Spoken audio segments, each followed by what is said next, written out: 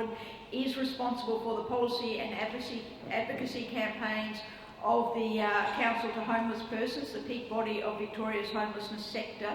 She's passionate about community engagement in social change and has developed a number of national campaigns on homelessness and housing affordability, including Australians for Affordable Housing and the Vote Home campaign that was active prior to the 2016 federal election.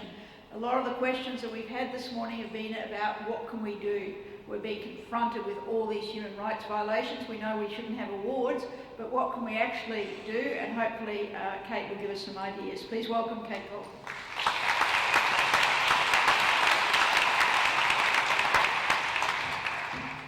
Thank you so much. It's a pleasure to be here and try and follow that very rousing presentation. But before I begin, I'd like to acknowledge that we're having our discussions today on the lands of the peoples of the Kulin Nation, and pay my respect to their elders past and present, and of course to any elders who might be here from other communities today.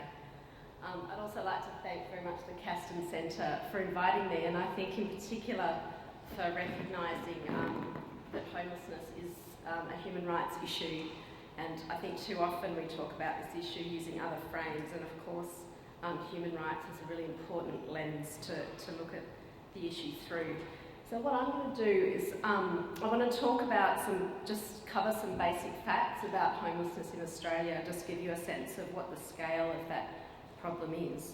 And then I want to talk about why homelessness is increasing, because it very much is increasing, and touch on what some of the solutions to homelessness are. But then I also want to reflect on the bylaws proposed by the City of Melbourne that threaten to effectively ban rough sleeping, and reflect in some similar ways to what John did about how the conservative media contribute to law and order policies like what's being proposed.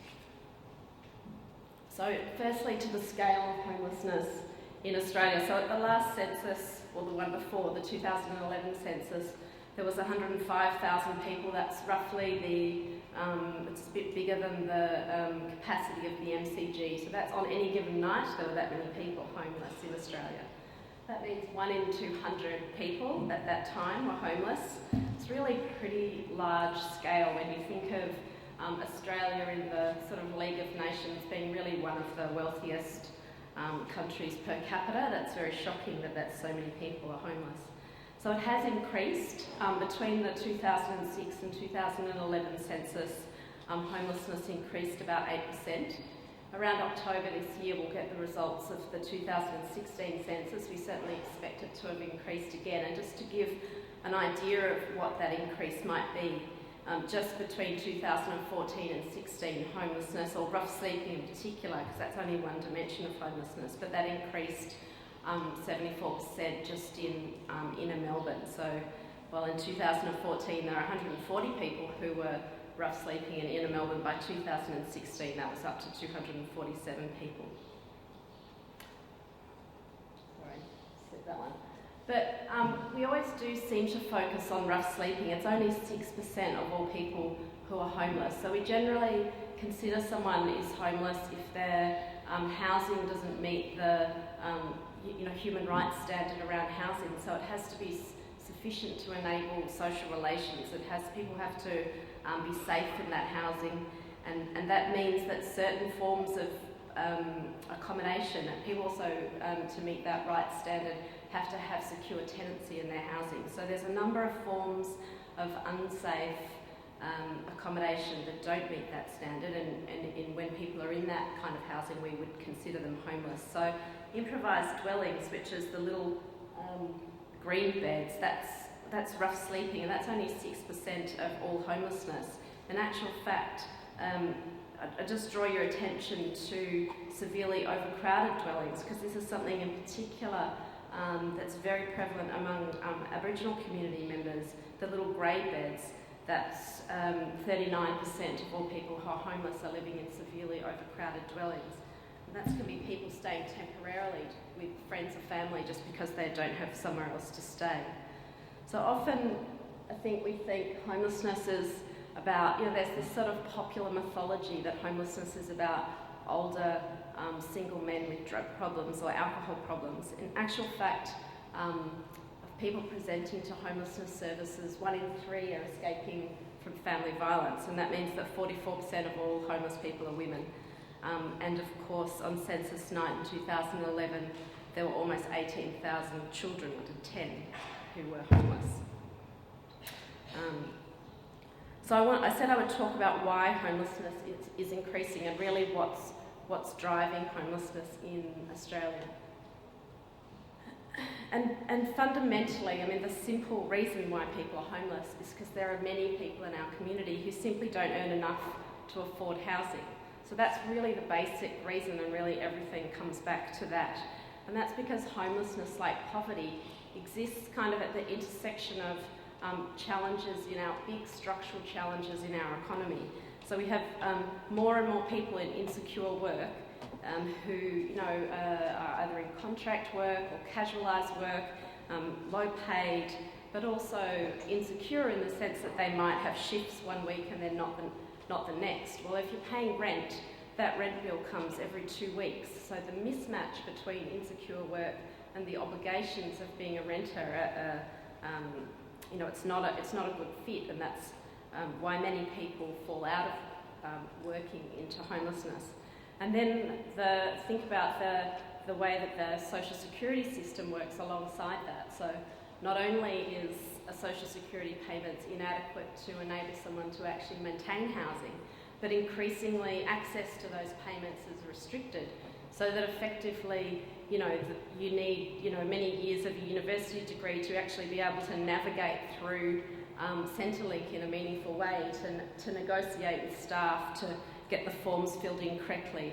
And increasingly, homelessness services are seeing people come through the door who have no income at all, and that's largely because of those challenges, deliberate roadblocks that Centrelink put up to people accessing their entitlements. And then the other side of this coin is the housing market. So we have an incredibly unfair housing market in Australia, where the fundamental problem in that is there's not enough housing at that cheaper end of the rental market that people on low incomes can afford. So this is where the crunch comes in terms of homelessness. So I could probably talk more about insecure work and social security, but I'm going to concentrate mostly on housing, because to some extent, even if social security payments were increased and there was nothing done about the housing market, we would still have a large amount of homelessness. So just to explain a little bit about the housing market, we have in Australia this kind of tax system which got a lot of discussion before the last election. So investors can make a lot of money from investing in high-end rental property. So often politicians will talk about, there's an affordable housing crisis, but we can resolve it by having more supply into the market. It's not really that simple, because in fact there has been a lot of new rental stock come onto the market, but because of the way the tax system works, it all comes into the rental market at that more expensive end, because that's where you get profits from buying and selling property and getting a capital gains tax deduction, and it tends to be in properties that are more expensive. So then at the cheaper end of the market, it doesn't turn a profit in our economic system to buy a property, make it available to rent, buy a property that would be rented at a cheaper price and make it available to rent to low-income households. There's no profit in that, so there's no supply of that housing. And that's where other factors that manifest in homelessness, like the fact that 1 in 20 homeless people in Australia are Aboriginal, that's where discrimination comes into play, because for every property that's reasonably cheap in the scale of things that comes onto the rental market, there's massive competition for that property. And that means that landlords can choose between the array of people who come forward seeking that property.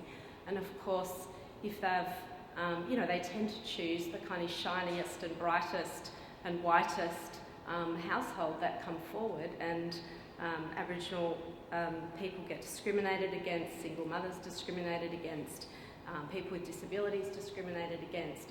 And so we see, in terms of who becomes homeless, that is the people who are more marginalised in the broader community. It's kind of manifesting in the homeless population in that way. So the point I think that I wanted to sort of make clear about that is that people look at who becomes homeless and says, oh, what can we do about these individuals who are homeless? And I think I just invite you to sort of think, what can we do about those structural problems that are creating homelessness, and in particular the housing market, but also thinking about how racism works, not only to push people into youth justice, but also into the homeless population. So just say a little bit more about the affordability crisis, because it's a really critical thing to remember about why homelessness is a problem. And just as an example, focusing on Melbourne, so 10 years ago, January 2006, about one in three properties in Victoria was affordable, in Melbourne, was affordable to someone on a low income. 10 years later, only 7% of properties were affordable to someone on a low income. So you can imagine what that's doing to competition at that lower end of the market. So that was in December.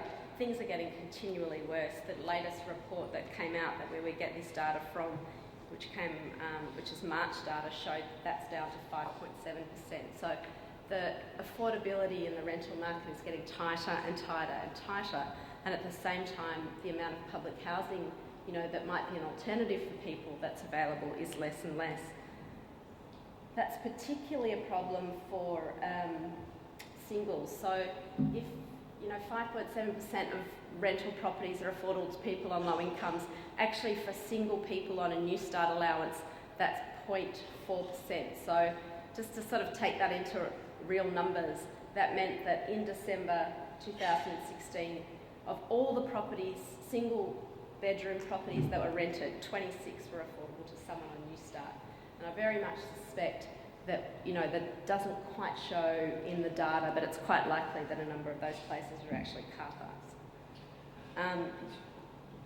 So it's not just affordability in the rental market. It's not just a problem for people on Centrelink incomes. It's also a major problem for low-income workers. So, in Sydney, you'd be paying 71% if you're on the minimum wage to rent a sort of average one-bedroom apartment. So we often see people who are on waged incomes becoming homeless as well. So that's why it's increasing. It's because rental affordability is increasingly a problem, and we have those other problems that I mentioned before about insecure work and inadequate social security payments. So effectively, homelessness services are just really overwhelmed. There's just so many people coming through the door, resources haven't increased, and the inevitable consequence of that is the increase in what we see in the streets as rough sleeping. It's a big structural problem, and it's very difficult to resolve, because fixing it really means we have to fix the way the housing system works, and ultimately also we need to ensure that people have more secure and adequate incomes. So what's the solution, people ask? And I think, as I was just mentioning, really the solution is about fixing the housing market. So that involves a couple of things. Firstly, we need to fix that tax system that I was talking about before. Without doing that, we can't kind of really fix it. That's really the superstructure of the housing market, is the way housing is taxed. But fundamentally, the most important thing that we can do is make sure that there's more housing that's both affordable and targeted to people on low incomes. So that's really about making sure that there's enough public housing. And just to give you an indication, whilst each year we're forced to, and I'm sort of interested in what John was saying about compliance, and it's in advocacy, it's sometimes feels like the game we play is that the state government perhaps commit to a few hundred extra properties, and we've advocated hard for those properties to be committed, and so we have to say that was good, it's a great step in the right direction, and but actually we're going backwards, because a few hundred properties in a very fast growing population is not enough, because really poverty is about a proportion of the population at any given time. It's not about a number of people that are impoverished. So as Victoria's population rapidly grows, the number of housing grows, and the numbers of public housing grow just tiny amounts, we're constantly going backwards. And so that chart just shows, I suppose, the proportion of public housing as a proportion of all stock keeps going backwards. So what do we do? What happens when you have this big structural problem, the solutions to which involve taking away some benefits that those in the community have the most political capital value, like negative gearing? It's very popular to increase the wealth of people who already have high incomes.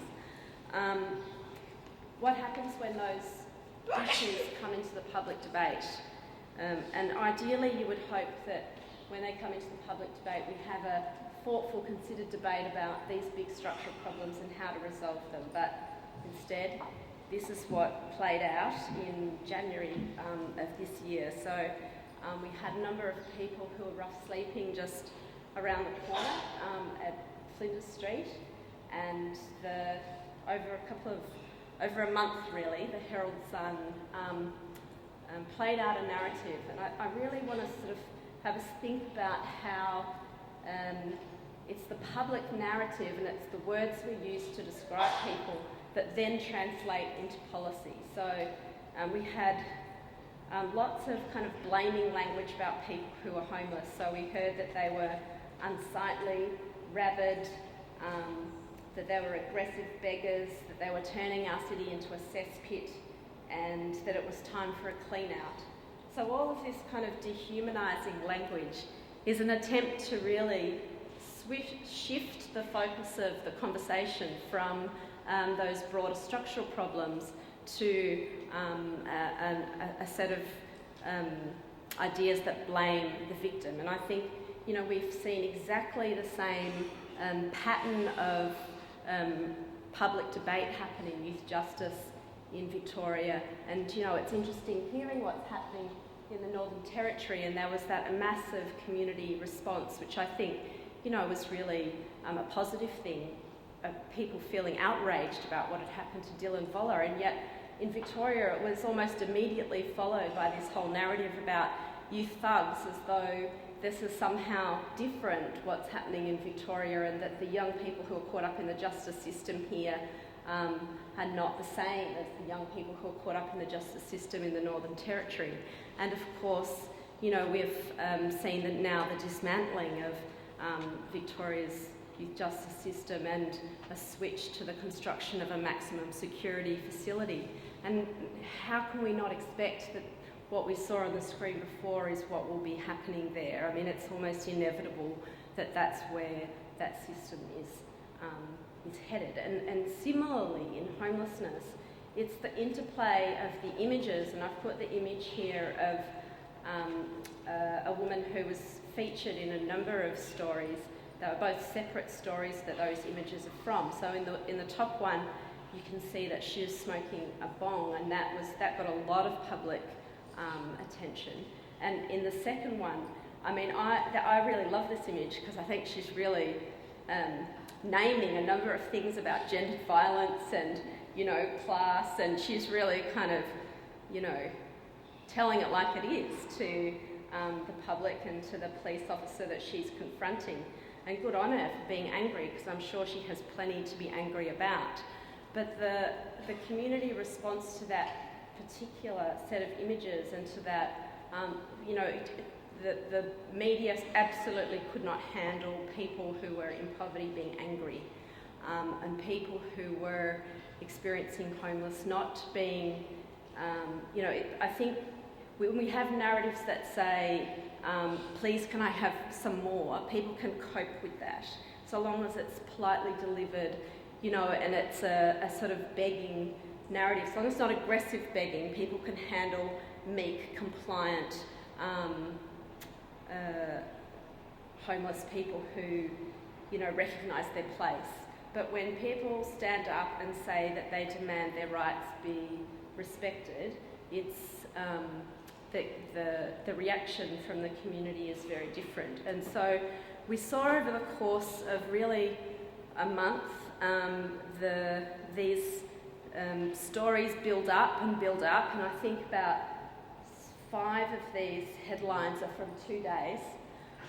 So there was, on any given day in the lead up to a change of heart from the City of Melbourne, there was, 2 feature stories and an opinion in the Herald Sun, and then eventually the City of Melbourne caved and went from saying that they would, Melbourne wasn't a place where people would sweep away, the homeless, to saying it was time to sweep away the homeless. So the laws were proposed, they're not yet passed, and that's where I think it's time to, there's still capacity to respond and reject the laws that were put forward. So in conclusion, I think people often ask me, what can I do to help people who are homeless? And I just invite you to think not really with sympathy, but to question how you're thinking about the issues and to focus instead on empathy, because people who are homeless could be any of us.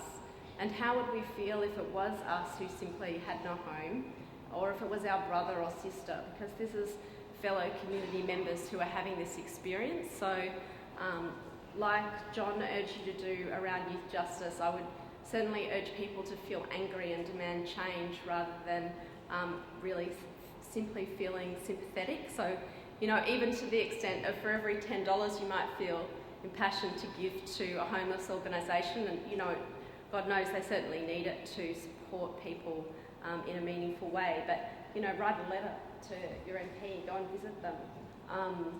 Take action in some way to demand that we can change this situation. And that's all.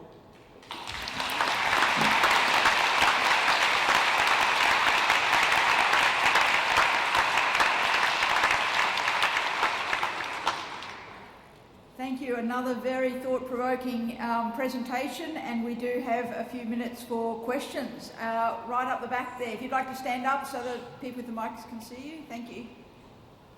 Hello, thank you for your presentation. One question I have is that there are punitive measures being enforced by law enforcement around the City of Melbourne. We've seen similar measures in Sydney as well, where people are being reprimanded for rough sleeping, but their personal items are being confiscated by police, and also quite violently, I've seen on several occasions, being pushed away from well-lit public spaces where they're laying to rest. How do we confront that, even though those are the measures that would have been institutionalised by those bylaws suggested by the City of Melbourne? The law operates in a funny space sometimes. So in actual fact, the laws proposed by the City of Melbourne haven't passed yet. The vote keeps getting delayed. It was going to be the end of this month, and now it's proposed for the end of September. But oddly, the police are already seem to be, we hear that people who are experiencing homelessness are being told that it's illegal to sleep rough in the CBD now, and it's actually not. But that's the message that's being given, and yes, there have been these kind of punitive actions taken. So some of it is probably illegal actions by the police. They can't just walk up to someone and take their belongings, but there is sort of parts of the law where it slips. So if someone walks away from their belongings and they're there in the street, then they can be legally confiscated. Yes, another question up in the back. If you'd like to stand up. Thank you.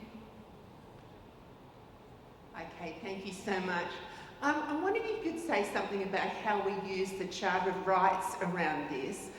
There is a right, there are property rights within the Charter, and I don't know if that has some implications for people for whom property is their belongings on the street, or some connection to territory here, particularly in the City of Melbourne. Thank you. Yeah, I'm not a human rights lawyer, so I'm not entirely sure, but I think that the one thing that's telling is that the one useful aspect about the Charter of Human Rights is that the City of Melbourne did have to sort of get a charter review of the proposed laws before they, proceeded with the final vote on them. And I assume that they have that now, and they've delayed the vote again. So I'm hoping that there's a number of aspects in which the Charter has indicated that what's being proposed would be a breach of human rights, but it's not, I think it's not always, as simple as legalistic responses. And, the lawyers and, homeless law have done a really fantastic job in defending people's rights and making sure that, those, when people complain of police actions that were illegal, then they can respond to that. But I think really the broader question is what we can do as a broader community, rather than hoping that lawyers will fix it on a one-to-one basis, is, really try to sort of engage in sort of broader action so that we don't have homelessness, rather than trying to assist people who are already homeless. Yes, there's a question down the front here if you'd like to stand up so the microphone bearers can find you. Thank you.